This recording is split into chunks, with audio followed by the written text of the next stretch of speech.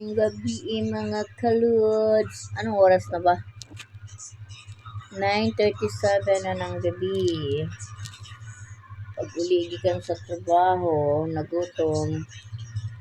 Yan. Mga anto ninyo ng prutas. Apple.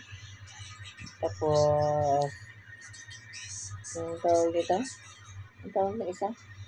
Apple, taka peras. Tapos, may grapes. Iba pa mo kumakain chips kaya binabalatan. Yung tawag nga grapes nga, na may mga liso. May mga liso.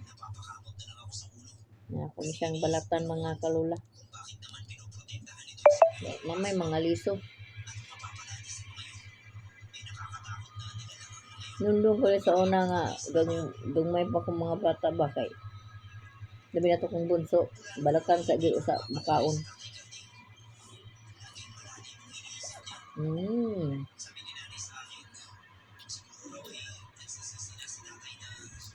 Ayun o, naliso. Ayun o.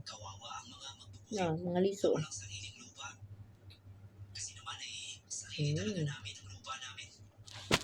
Stop.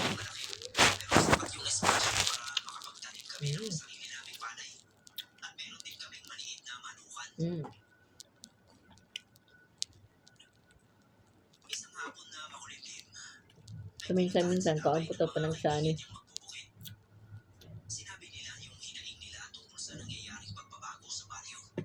Ginabalatan ako ang fruit.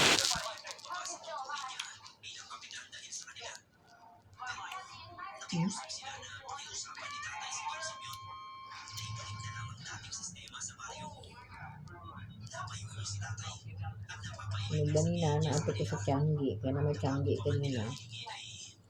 100 ra kong kwarta na palit ko og apple, grapes. Upat ka buok 100. Isang apple, pagkapinan ko isa kabuk apple, di lima na. Karon, lipay ko ani balikayin kan siya. Kay December man makakaon ani niya, lami man kay kaon. Kao ba yun?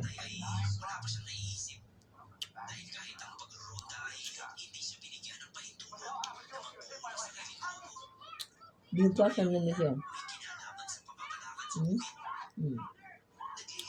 Hindi na bulatan ako. Nakaam.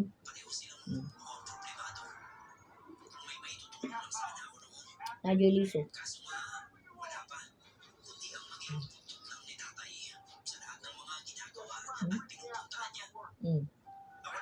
Naliso.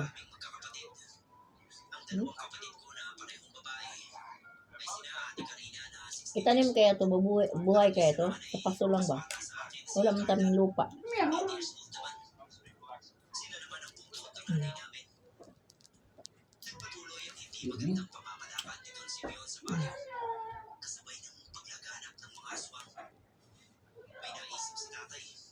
Sarap. Pero, gusto asin.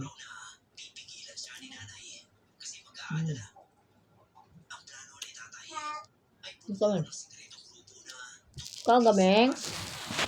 Kasi kahit sinabi ni Don Simeon na bubuo siya ng grupo na tutugis sa mga aswang, wala naman kaming nakikita na grupong naglilibot para tutugis sa mga aswang. Sarap. Wala namang nagro-ronda. Midnight snack ng amo ang gihingo. Gawin yun ng mali.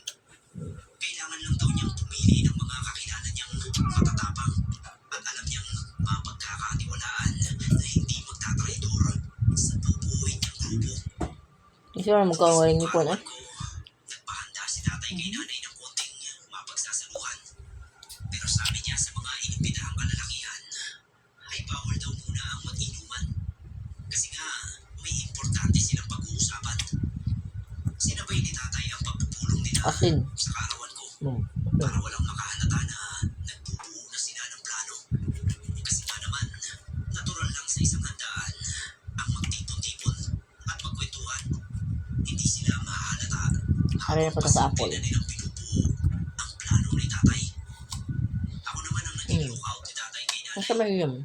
Ako ang tagasabi kung papalapit ka Talaga sa lang to niya siya o Dahil ayaw nga niyang ipaalam sa kanya ang plano niya. 75. Kaya nung makita kong papalapit na ang nanay ko, bitbit ang plato ng pansit ay hinarang ko na agad. At sabi ko, ako na ang maglalapag sa mesa nila tatay.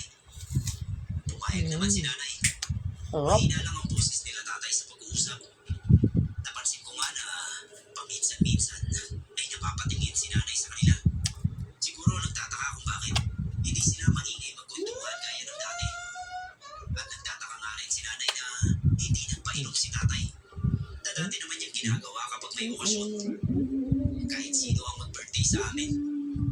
Katuwiran ni tatay, iba na raw kasi ang panahon ngayon. Baka raw madali ng aswang ang bisita nila kung uuwi na nakainom. Mabuti na raw yung hindi lasing para makalaban ng patas. Sinamayunan naman yun ni nanay.